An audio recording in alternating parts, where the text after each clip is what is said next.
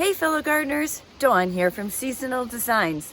Fall is here, but we had just a beautiful September. It was warm, the evenings were in the 60s, and then all of a sudden, last night, evenings were in the 40s. I thought what we would do today is just kind of take a walk around the garden, take a look at the things that we did this summer, and see, boy, how did that area turn out? Is there anything we need to plan on doing either now in fall or in spring of next year? Because this is the time when I really like to think about what do I need to do for next year.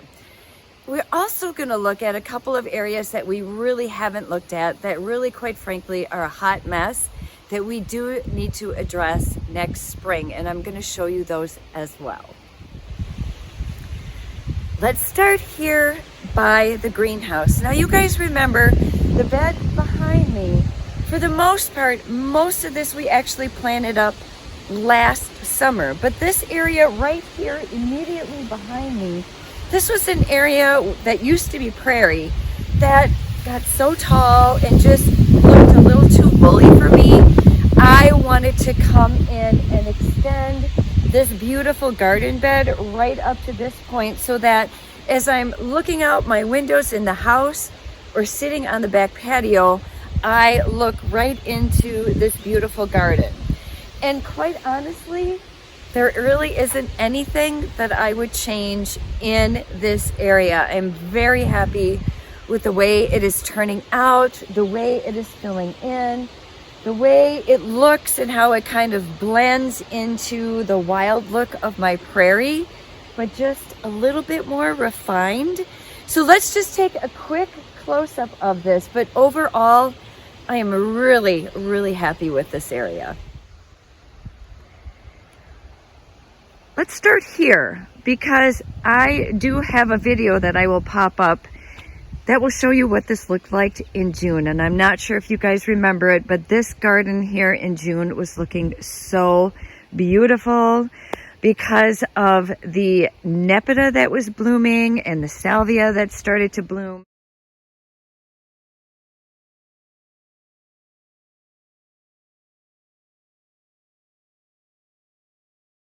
This, of course, was much smaller, but oh my goodness. I mean, look at this annual bed. Look at the Melina-Fleur dahlias.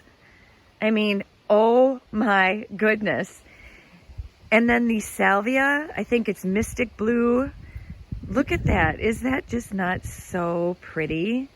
Now, I will be honest, the sweet potato vine, yeah, took over. So I won't be doing that particular sweet potato vine. Too aggressive. I mean, literally, it's covered up everything else. But just from a look at it just like this, I mean, really looking so pretty.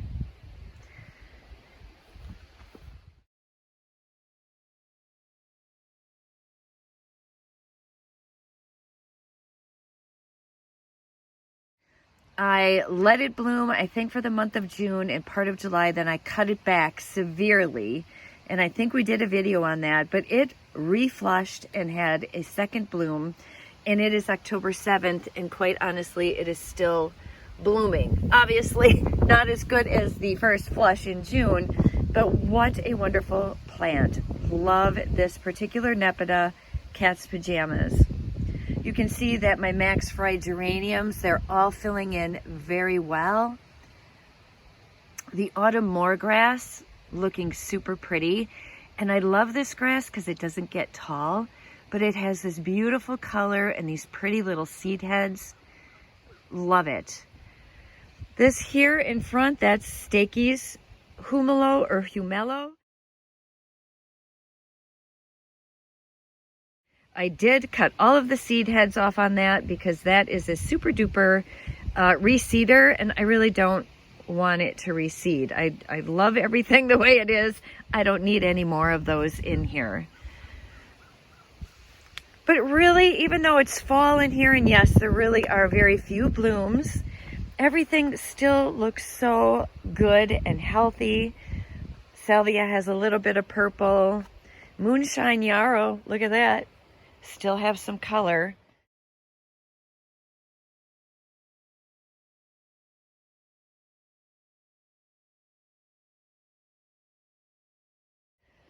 Now, I did not deadhead that, and I will tell you why. I started to deadhead it, and there were 2 big garden spiders with nests in here, and I was like, yeah, I'm just, oh, here, I think I still see her web. I don't know if she's still around. There's part of a web, you probably can't see it, right in here.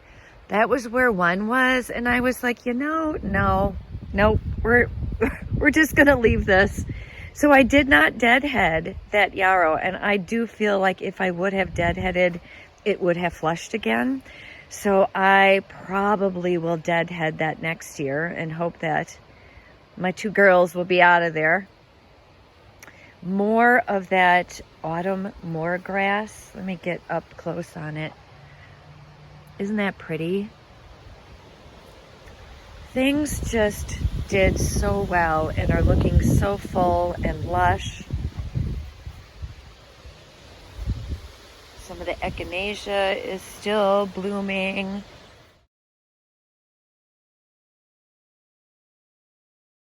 Carl Forester grass, of course, looking absolutely pretty. And the nice thing about this, and the reason I put it here, is that it doesn't recede. I don't want all that grass in my bed here. And then the bobo hydrangeas looking just lovely, lovely, lovely.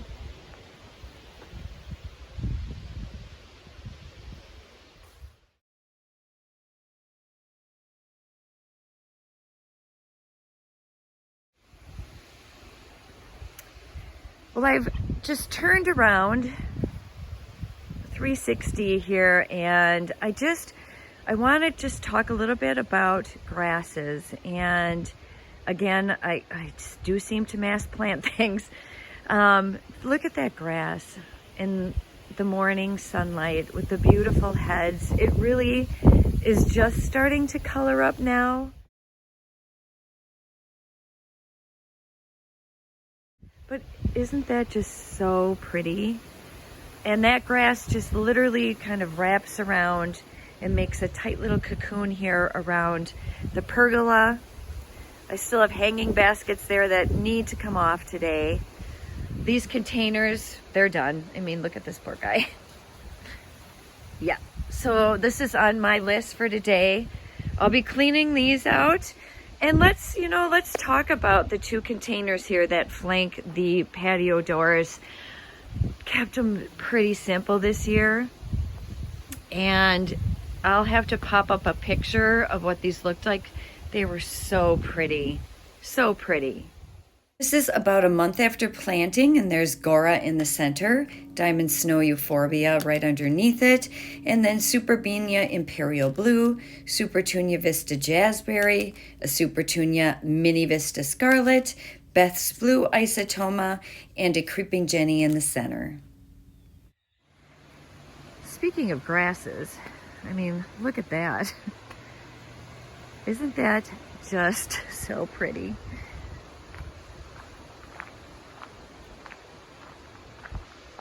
Just starting to color up. The green grass will start turning color, but look at the heads. Oh gosh, isn't that gorgeous? This is why I love big clumps of grass here. Do you remember this area? This was a brand new bed we planted up together in a video this year.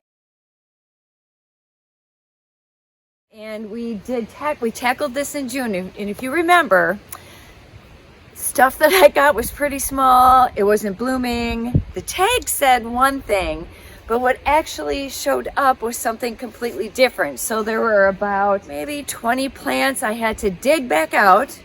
Garden Center said just keep them or do whatever you want with them. I put them in 2 different little beds that I created just for those plants, and then popped in the plants that I was supposed to get.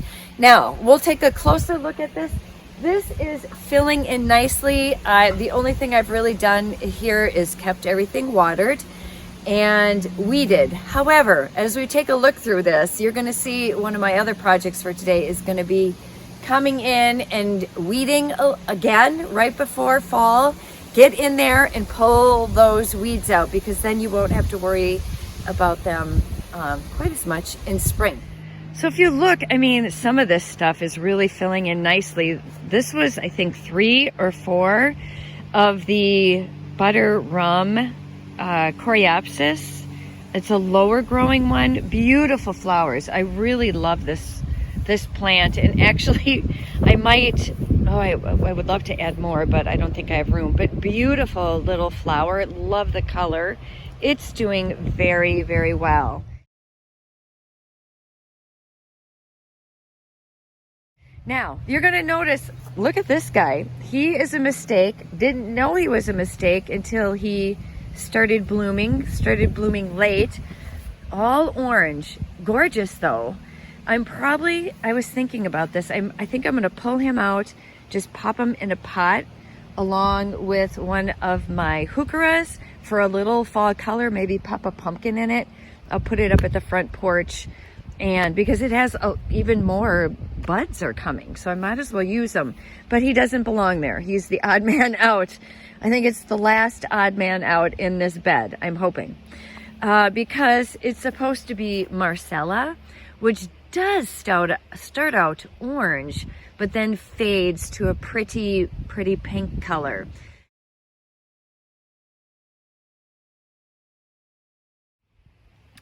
And then over here is that bubblegum echinacea, and looking better. If you remember, I had fencing up here because I had to protect it. This is the one that I didn't get originally.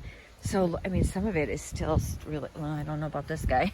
He doesn't look good. Well, he's got a little tiny, I mean, we don't know. We'll have to see what happens in spring. You can see here the weeds I need to come in and pull out. For the most part, really, really looking good. The salvia filling in nicely. I do see that I have some deer damage here. Oh, my beautiful hydrangeas. Oh my gosh, they all have gotten eaten. God bless. I'm gonna have to spray heavier out here. Well, this is that established bed that's in front of my new bed here. I wanted to show you. I mean, this was new last year. This little pocket here, I dug something out that was just really spreading everywhere. I didn't like it, but look at how it's still going. This is Arizona Red Shades blanket flower. I planted that the end of last year. And I planted the Russian sage, which I believe is denim and lace, the end of last year. And I am really happy with how this is looking. And I really do feel like it, you know, this isn't going to get super tall, but it is going to just be a nice wave of purple there with this beautiful red in front of it. Really happy with the way that turned out. Sedum already done, but still beautiful texture, and that lime green color I really think looks pretty in the garden. You know, there's something, I know it doesn't have flowers, but there's something about the greens and the textures, even when some of it's starting to go brown. It just has this texture, and I leave all of this up, you guys. I do not cut any of this down. I leave it up all fall and all winter, and if there's something I don't want to reseed, I will deadhead it. There's a sweet pea. There's a sweet pea putting on a show right there. Can you see it? And really, I mean, look at Super Tunia Vista Bubblegum. She's still going strong. Petunias are hardier than you think they are. We'll see what happens to her tonight, because I think it's going to be 39. And then everything, the echinacea is done. I leave all of that up. All of that stays up for the birds. It's Echinacea purpurea. It can reseed here. Fine with me. This is another Nepeta. This is early bird. You can see early bird blooming a little bit again.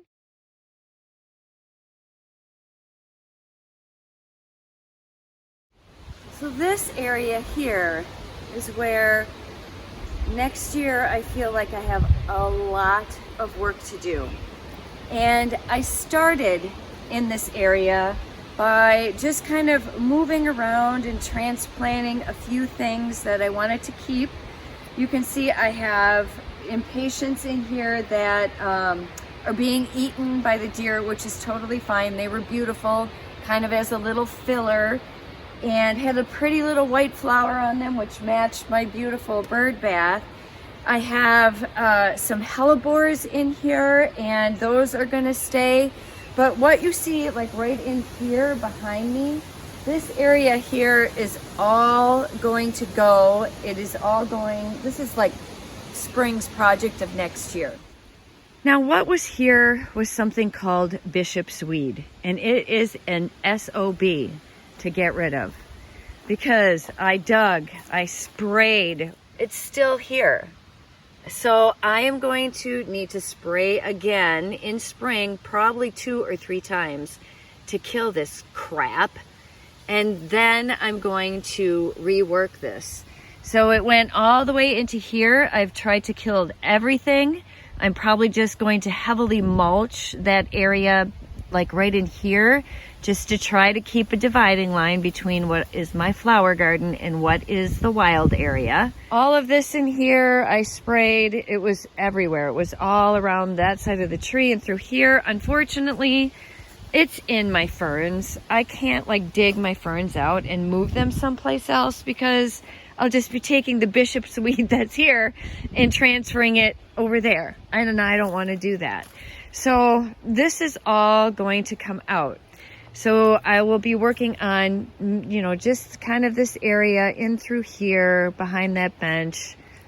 That area is a project for next spring. Super happy with the cutting garden area this year and the way this area is really starting to come along. And these two, what I call bird bath containers here behind me, I really, really like the way they turned out. In fact, so much so that I actually think I'm gonna do something very similar in these next year. Now they're looking tired. We'll get a close-up, but I mean, really, they are still blooming. They're very shallow containers, so if you don't water them like every day, they dry out, and I haven't given these water in like probably a week. They were beautiful this year, and I'll pop up a couple of pics.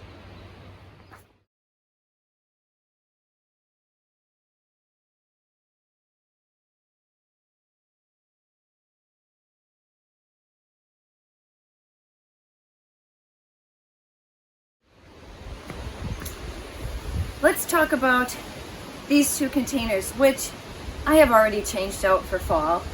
I changed these out a long time ago. They're not a big container, but if I could give myself a grade on my summer containers, well, I can give myself a grade. I would give myself a D. And the only reason I'm not giving myself an F is because when I bought the grasses that were the centerpiece of this, one of them was not marked correctly, and it got so enormous it just completely took over the entire container. It was ugly. It was just purple grass without any heads. It was horrible. This one had the correct purple fountain grass in it, but I think I bought it too big, and it again just crowded out everything else. I've done grasses in these containers before, and they were perfect. They were beautiful.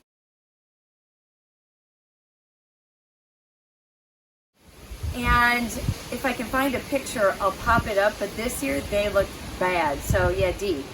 Now I have a Suncredible sunflower in here with pansies around the base. This is going to be able to take some cool weather. It just is a bloomer, big time bloomer. It's looking good. So for fall, I'll probably give myself an A, but for summer, yeah, bad, D. We're going to do better next year on these.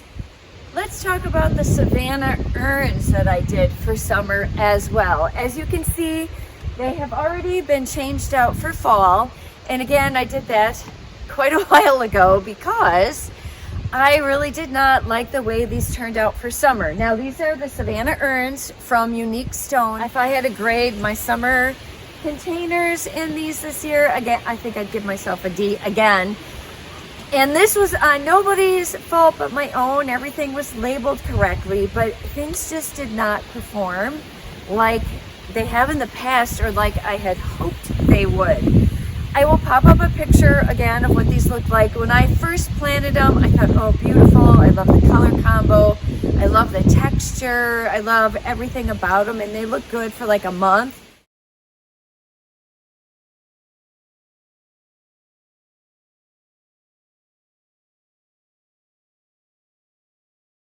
And then the, what did I put in the center? I put in a caladium.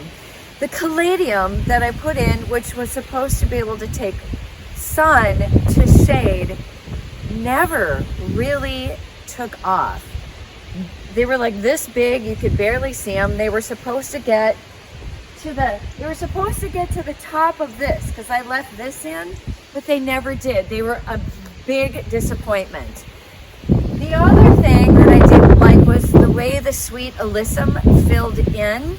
Initially, it looked beautiful. It was this ring of white and it was pretty.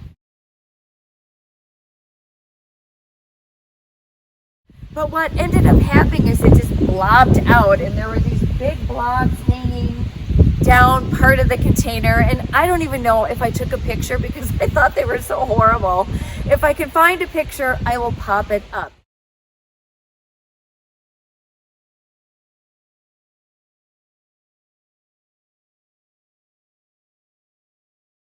But this is another set of containers that I need to do better on next year.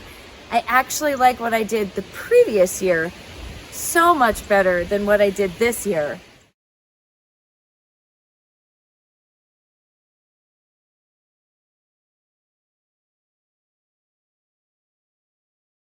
So we're gonna work on these for next year, because next year I need to be able to give myself an A. So as I talk about the gardens here around the greenhouse, and I look at this side of my greenhouse garden where I have planted all of this, but then the prairie kind of is coming in here, which I really love. There's some asters in here. There's a little bit of Maximilian sunflower. There's some yarrow. And it kind of really goes right along the edge here, because that's where most of this gets some sun. This other side here is a lot more shade, and I feel like this is a potential to be worked on. And you know, my thought is to come in and just get rid of some of this and plant things the way I did around the greenhouse in waves, but use, you know, natives that like maybe more part sun to shade in some areas. Again, this is something that I would have to give a lot of thought to, but in my mind, and boy, we don't want my husband to hear this, because every summer I say, nope, this is the last garden. And then every fall and winter I go, oh, but you know what I really would like to do next year? So maybe not next year, but maybe the following year. We'll give him a break from having to help me with any of these big projects. And it's really the prep work that, in my opinion, is a lot, because for this area, I would have to kill a lot of stuff in here, because there's just a lot of grasses and things that would just take over whatever I planted in here. So this area would be kill everything that's in here, and then plant in mass, probably mulch it for the first year, and then just let it fill in and become more natural over time. So again, that's between you and I, but that's a thought. Well, that is going to be it for today's video. I know we covered just a lot of different things. Me just talking about just some thoughts and ideas that I had in my head. I hope you guys found it helpful. I'd love to hear, you know, your process. When do you guys start thinking about what you're going to do in your gardens for next year? Is it in fall? Is it winter? Is it spring? Because I think every gardener handles that differently, or has time. It's all about time, right? Is when do you have the time to do that sort of thing? I think the next thing we're going to talk about, or the next video I'll do, is probably wait until I get a good cold snap that hits my dahlias, and then we'll talk about what I do with my dahlias and how I store that for the winter. So until then, thank you so much for watching. Thanks for being here, and we'll see you in the next one. Bye-bye.